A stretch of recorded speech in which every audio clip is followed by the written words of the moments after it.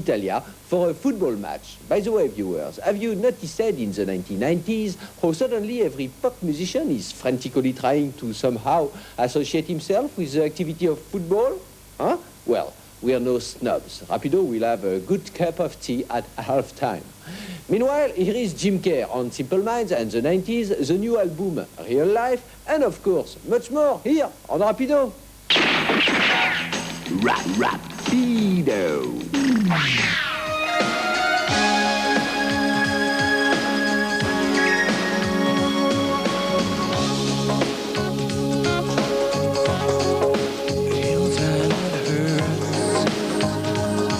From the punk era have survived the numerous transitions and trends as well as Simple Minds. They've just released their first new single for the 90s, Let There Be Love.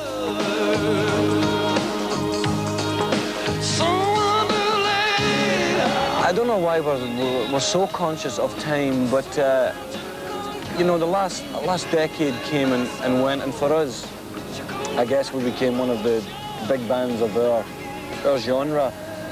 And that was a good thing to think about for a few minutes, but only for a few minutes. This is a whole new time, a whole new period. And we didn't want to get into this thing of the mythology of the band, and the success of the band became like anchors, you know.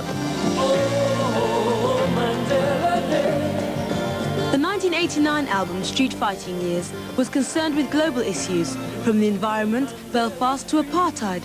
Real Life, their latest album, seems more personal. These were very much big themes.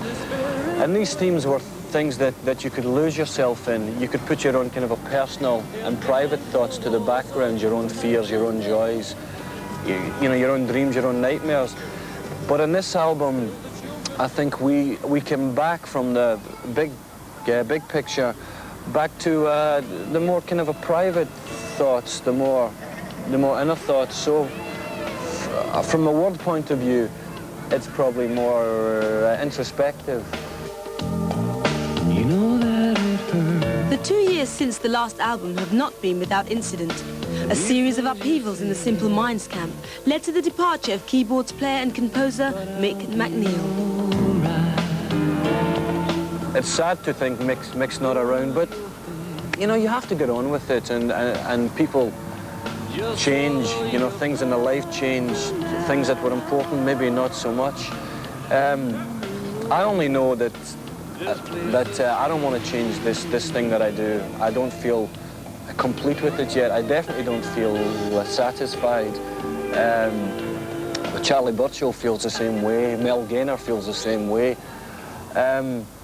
Mick, you know, maybe the story's not completely ended. Maybe, you know, maybe he'll come back. Who knows?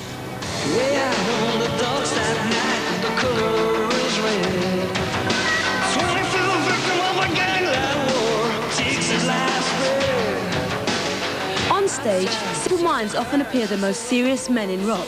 Off stage, Jim Kerr enjoys nothing better than engaging in the Glaswegian passion for football.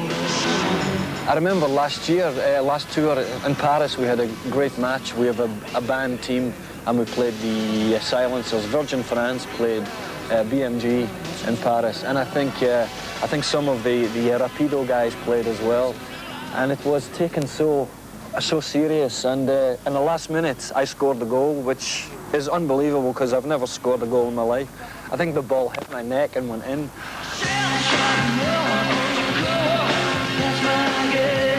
Time out before the rigours of their upcoming world tour, Jim Kerr and guitarist Charlie Burchill take in the flamboyance of Italian soccer, with home team AC Milan taking on the visitors Lazio Roma at the San Siro Stadium. Great game. It's much better than the football we're normally used to seeing, but fantastic, both teams, especially Milan. The Scottish matches we go, the atmosphere in Glasgow's great. The atmosphere is really great here. Well, somehow it seems much more kind of a colourful, and as you can see as well, much more of a whole kind of a family event. There's as many girls here as there are guys, it seems.